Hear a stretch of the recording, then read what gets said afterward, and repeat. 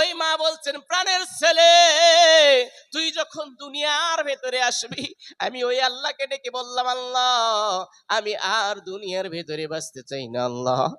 ও আল্লাহ, তুমি আমাকে এই মুহূর্তে উঠায় নাও, আমি এত প্রসব বেদনা সহ্য করতে পারি না, এই দুনিয়ার আলো আমি আর দেখতে চাই না, তুমি আমার সন্তানকে জীবিত রাখো আর আমাকে তুমি উঠায় নাও। এইরকম করতে করতে যুদ্ধের গঙ্গা বয়ে গেল, যুদ্ধের গঙ্গা বইয়ের মতো স্রোত ধারার মতো রক্ত বয়ে পড়লো। হঠাৎ করে আপনি কান্নার আওয়াজ দিয়ে দুনিয়ার ভিতরে আসলেন, আর আপনার মা আপনার চেহারাটা দেখে সমস্ত বেদনা ভুলে গেল। বলেন আল্লাহু আকবার। শুধু তাই নয় মুসলমান,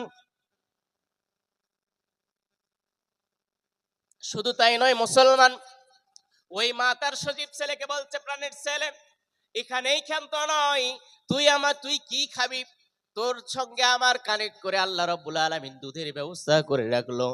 2 মণ তুই দুধ খাইলি, শুধু তাই নয়, তুই আমার ডান পাশে ঘুমাস, তুই আমার বাম পাশে ঘুমাস, তুই ডান পাশে ঘুমাইলি, তুই প্রসাব করে দিলি, তোকে আমি বাম পাশে রাখলাম, বাম পাশেও তুই প্রসাব করে দিলি, আমি এক পর্যায়ে তোকে ঠান্ডা লাগবে, এই শীতের ভেতরে নিউমোনিয়া হবে, এ ছেলে তোর অসুস্থ হবে, আমি তোকে বুকের উপরে নিয়ে আমি সারা রাত পার করলাম, এমনই করে 2 বছর 2.5 বছর ধরে পার করলাম।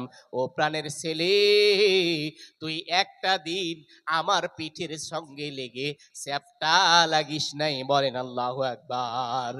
কথা বলেন ঠিক কিনা? এখন বলেন, সেই মায়ের ঋণ আমরা শোধ করতে পারবো? মায়ের একধার দুধের দাম, মায়ের একধার দুধের দাম, কাটিয়া গায়ের চাম, পাপোশ বানাইলেও ঋণের শোধ হবে না, এমন দরদি ভবে কেউ হবে না আমার মা গো। ও সে প্রসবের কি ব্যথা, মা জানে সে কথা, মরিয়াও যেন মায়ের মরণ হইল না। বাজান ধরিয়া, মাজান ধরিয়া জঠরে, মায়ে ধরিয়া জঠরে কত কষ্ট করে, 10 মাস 10 দিন পর পায় প্রসবের বেদনা, এমন দরদি ভাবে কেউ হবে না আমার মা গো।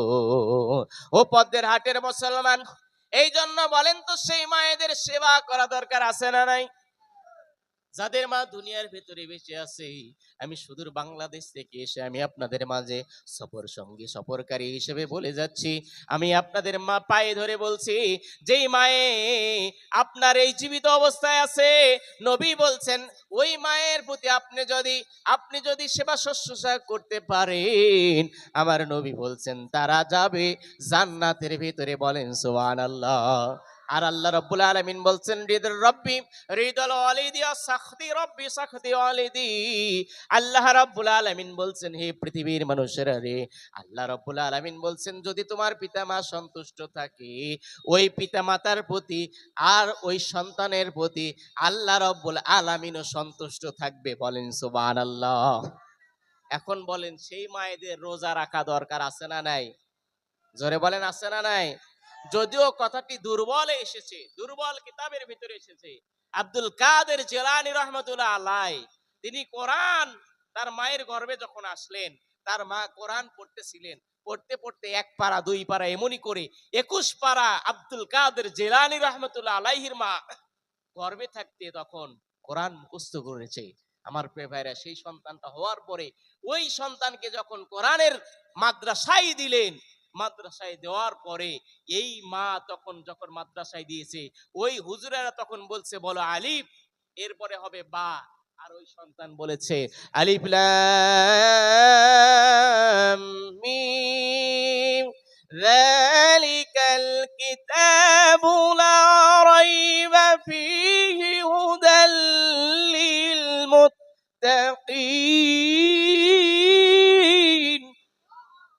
আর একটু জোরে বলেন আল্লাহু আকবার। আমি দীর্ঘ লাইন আমি জার্নি করেছি, গলাটা একদম বসে গিয়েছে। গত বছর আপনাদের নেতাজি স্টেডিয়ামে একটা কেরাত সম্মেলন হয়েছিল। আমাকে ভিআইপি কার্ড দিয়ে স্টেজে থাকার ব্যবস্থা করা হয়েছিল ইসলামী সঙ্গীত গাওয়ার জন্য।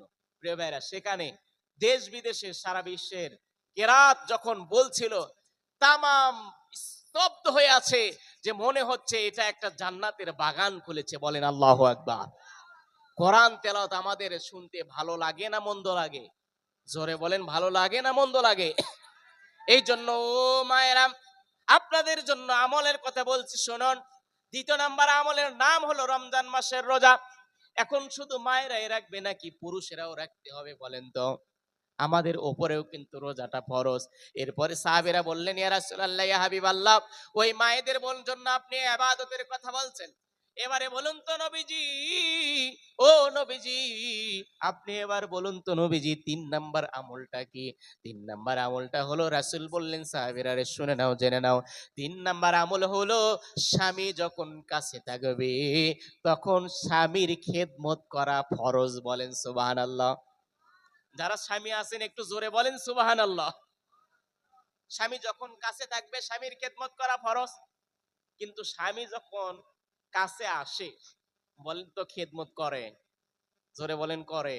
আপনাদের দেশে যখন ট্রেনে আসতেছি, ঘন্টার পর ঘন্টা দাঁড়িয়ে আসতেছি, আর ভাবলাম যে এই সকল মানুষেরা কর্ম করছে, কত ভাইয়েরা হিন্দু আছে, মুসলমান আছে, রুজি রোজগারের জন্য তারা ঘন্টার পর ঘন্টা দাঁড়িয়ে তারা কাজের জন্য যাচ্ছে সকালবেলা, আবার সন্ধ্যের সময় বাড়িতে ঘুরে চলে আসতেছে।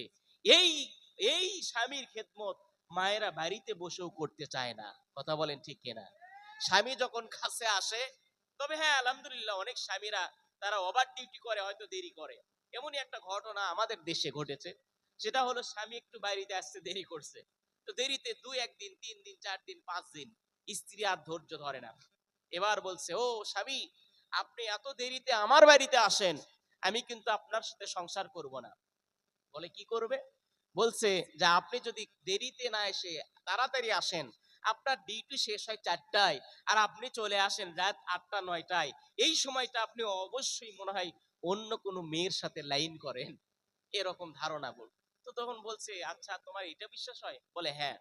তো স্বামী আর কিছু বললেন না, 2-3 দিন আবার দেরিতে আসলেন। এক পর্যায়ে ওই স্ত্রী আলটিমেটাম দিল, তুমি যদি কালকে আয় 4টার দিকে না আসবে, আমি কিন্তু বলে দিলাম কালকে আমি তোমার সংসার বাদ দিয়ে ডিভোর্স দিয়ে আমি আমার বাপের বাড়ি চলে যাব। এক পর্যায়ে রাত 4টা মানে বিকাল 4টায় আসে নাই, না আসার ফলে চিঠি লিখেছে, প্রাণের স্বামী, আমি তোমার ঘর সংসার আর করব না, আমি তোমার সাথে আর থাকতে পারলাম না। গভীর মনোযোগ দেবেন, দেখুন কত বড় শিক্ষা রয়েছে এর ভিতরে। তোমার সাথে আমি সংসার করব না, আমি চলে গেলাম। এটা চিঠি লিখে ও এখন টেবিলের ওপর রেখেছে, পরীক্ষা করার জন্য যে দেখি কি করে। এই চিঠি লিখে যখন চলে গিয়েছে, তখন ওই স্ত্রীটা খাটের নিচে লুকিয়ে আছে, যে দেখি চিঠি পড়ে আমার স্বামী কি করে। এক পর্যায়ে স্বামী যখন ঘরে আসছে, আসার পরে এই চিঠি পড়ে এখন বলছে আলহামদুলিল্লাহ, মোবাইল থেকে পকেট থেকে এরকম বের করছে, করেই ফোন লাগাই দিয়েছে, এই আমার প্রিয়সী, প্রাণের কুতকুতি, এরকম আছে না, এই প্রাণের প্রিয়সী, ও প্রিয় প্রেমিক, আমি তোমার ও প্রিয় লাভলি, আমি তোমাকে খুশির সংবাদ দিচ্ছি, আমার যে জঞ্জাল ছিল সে চলে গিয়েছে, আগামী কালকেই তোমাকে আমি নিয়ে আসবো।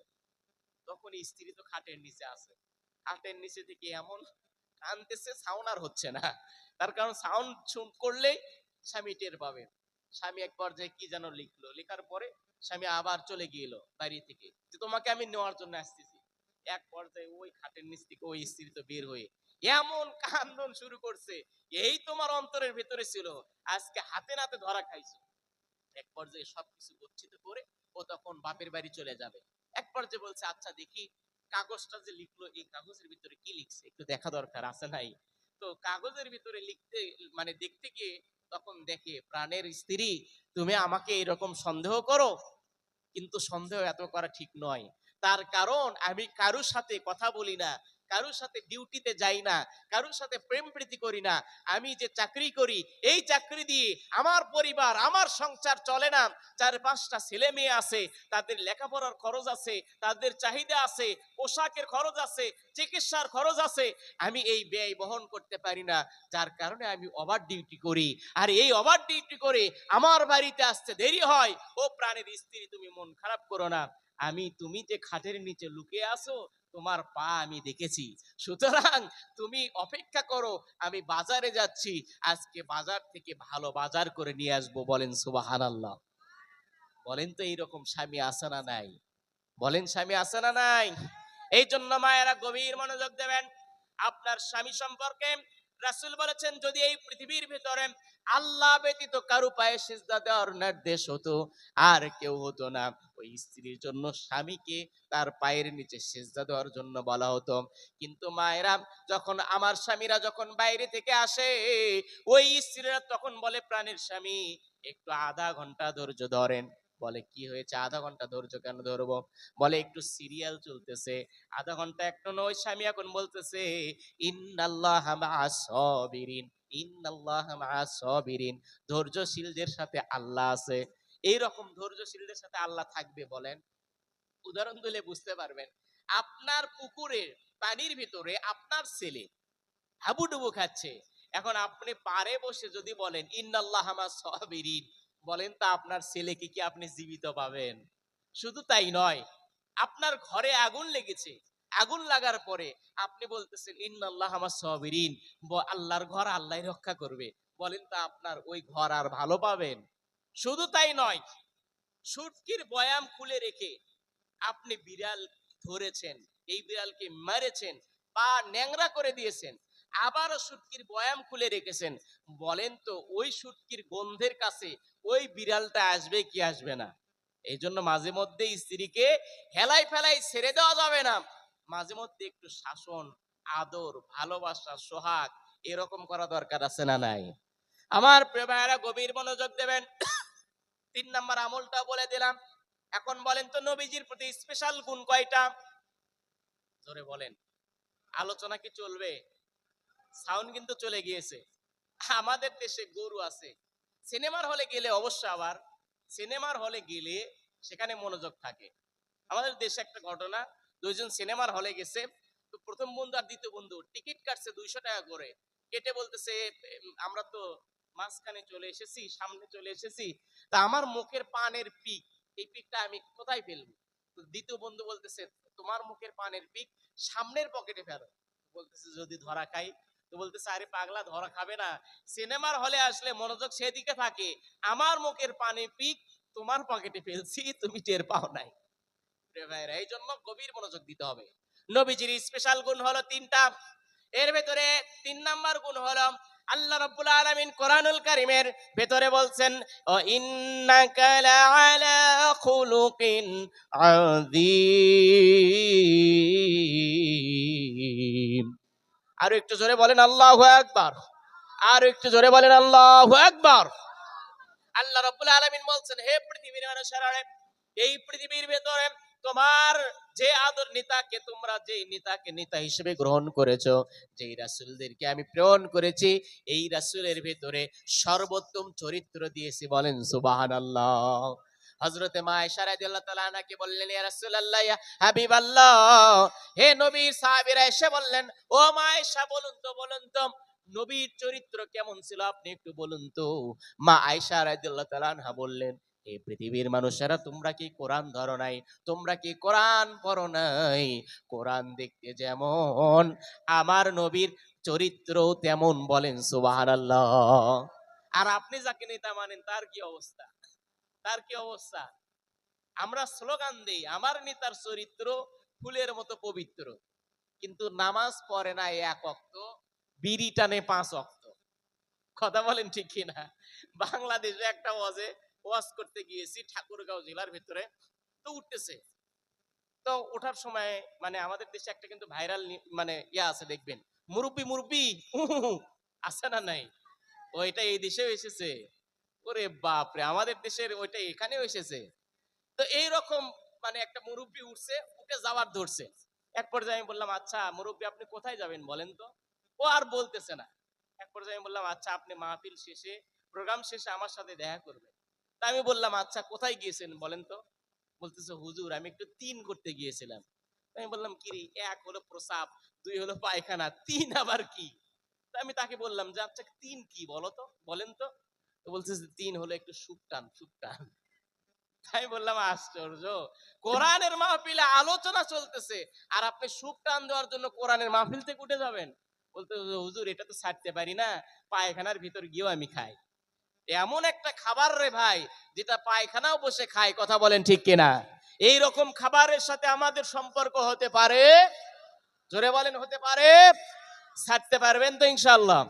যুবক ভাইরা যারা আছে তারা কখনোই এই নেশা, এসব নেশার সাথে আমাদের যুক্ত হওয়া যাবে, মুসলমানরা এসবের সাথে যুক্ত হতে পারে না, কথা বলেন ঠিক কিনা। আমার প্রিয় ভাইরা গভীর মনোযোগ দেবেন। এই জন্য আমার নবীর চরিত্র কেমন, এই পৃথিবীর ভিতরে শ্রেষ্ঠ চরিত্র আল্লাহ রাব্বুল আলামিন নবীজিকে দিয়েছিলেন, বলেন সুবহানাল্লাহ। এরপর যে মা বোনদের জন্য আমলের কথা বলেছিলাম, কয়টা, জোরে বলেন কয়টা। ৪ নাম্বার আমলটাও বলে দেই। ওই রাসূল সাল্লাল্লাহু আলাইহি সাল্লামকে সাহাবীরা বললেন, ইয়া রাসূলুল্লাহ, ইয়া হাবিবাল্লাহ, ও নবীজি আপনি বলুন তো নবীজি, মায়েদের জন্য ৪ নাম্বার আমল কোনটা? ৪ নাম্বার আমলটা কোনটা? ৪ নাম্বারটা রাসূল তখন সাহাবীদেরকে বললেন, হে সাহাবীরা রে, শুনে নাও, জেনে নাও, একজন মহিলা যদি যারা যারা যৌবন অবস্থায় এসেছে, এই যৌবন থেকে মৃত্যুর পূর্ব পর্যন্ত পর্দা মেনে চলতে পারে, তখন ওই মহিলা মৃত্যুর সঙ্গে সঙ্গে জান্নাতের ভেতরে চলে যাবে, বলেন সুবহানাল্লাহ। এখন বলেন, আপনার দেশে পর্দা আছে? আপনার দেশের যুবকেরা কি অবস্থা জানি না, আমাদের দেশের যুবক যারা আছে, চোরা দোয়া তালি দোয়া ফাটা, তাদেরকে যদি বলি, ও যুবক এই রকম পোশাক তুমি কেন পরছো, ও বলে, হুজুর বুঝবেন না, এটা হলো ফ্যাশন, এটা হলো মডেল। আমি বললাম, আচ্ছা কি মডেল, কি ফ্যাশন? বলছে, এই যে জোড়া দেওয়া তালি দেওয়া দেখতেছেন, সেরা দেখতেছেন, এইটাই একটা মডার্ন, এটাই একটা মডেল। তারপরে আবার মায়েরা দেখবেন ওড়না পরে না, পরলেও এই দিক দিয়ে রেখে দেয়, ছেড়ে দিয়ে রাখে। আবার আগে ছিল 18 গিরা, তারপরে আসলো 16 গিরা, তারপরে আসলো 14 গিরা, আর এখনকার মায়েরা নাই গিরা পরে ঘুরে বেড়ায়, কথা বলেন ঠিক কিনা। আগে ছিল 3 পিস, তারপরে আসলো 2 পিস, আর এখনকার মায়েরা নাই পিস পরে ঘুরে বেড়ায়, কথা বলেন ঠিক কিনা। আমাদের দেশের বলছি, এ যুগের মেয়েদের ধরন, এ যুগের ছেলেদের ধরন, বলিতে লাগে শরম, সকাল বেলা বোরকা পরে, বিকাল বেলা ওড়না নাই, দাদা ভাই ডিজিটাল যুগ বুঝি এটাই, দাদা ভাই ডিজিটাল যুগ বুঝি এটাই। আরে নারী হইল ঘরের শোভা, স্বামীর সেবা করে, আবার উল্টা দেখি নারীরা সব স্বামীকে ধরাই মারে। হাত তোলেন দেখি কারা কারা মার খাইছে। ওরে বাপরে, একজনও নাই। আমাদের দেশে একটা মাহফিলে বলছি, মানে হুপের তালে একটা ছেলে হাত তুলছে, ও বিয়েই করে নাই। আবার উল্টা দেখি নারীরা সব স্বামীকে ধরেই মারে, আবার কেস করিলে যাবত জীবন সারা পাওয়ার উপায় নাই, দাদা ভাই ডিজিটাল যুগ বুঝি এটাই, দাদা ভাই ডিজিটাল যুগ বুঝি এটাই। আমার নবী ওই সাহাবীদেরকে বললেন, সাহাবীরা রে, ওই মহিলারা যদি 4টা ইবাদতের ভেতরে এই 4টাই করতে পারে, আল্লাহ রাব্বুল আলামিন তাদেরকে জান্নাতের 8টা দরজার ভেতরেই প্রবেশ করাবে, বলেন সুবহানাল্লাহ। এক পর্যায়ে গভীর মনোযোগ দেবেন, দেখেন, উঠবেন না উঠবেন না, একটা আলোচনা, গভীর একটা আলোচনা আছে, গভীর মনোযোগ দেবেন। জীবনে অনেক কষ্ট শুনেছে, মায়েরা কিন্তু শুনতে চাইবে। 4টা আমলের কথা বলেছি, এই 4টার ভিতরে একটা স্পেশাল আমল রয়েছে। একটা স্পেশাল আমল, সেটা যদি করতে পারে মায়েরা আর পুরুষরা যদি তাদের প্রতি সহযোগিতা করতে পারে, আল্লাহ তাদেরকেই জান্নাত দিয়ে দেবে, বলবেন না সুবহানাল্লাহ। নবীজি তখন সাহাবীদেরকে বলার সঙ্গে সঙ্গে হযরত আলী রাদিয়াল্লাহু তাআলা আনহু তার স্ত্রী ফাতেমা রাদিয়াল্লাহু তাআলা আনহাকে বললেন, ও ফাতেমা শুনে নাও, জেনে নাও, মায়েরা যদি 4টা আমল করতে পারে, এই 4টা আমল করার কারণে তাদেরকে জান্নাতের ভেতরে দিয়ে দেবে।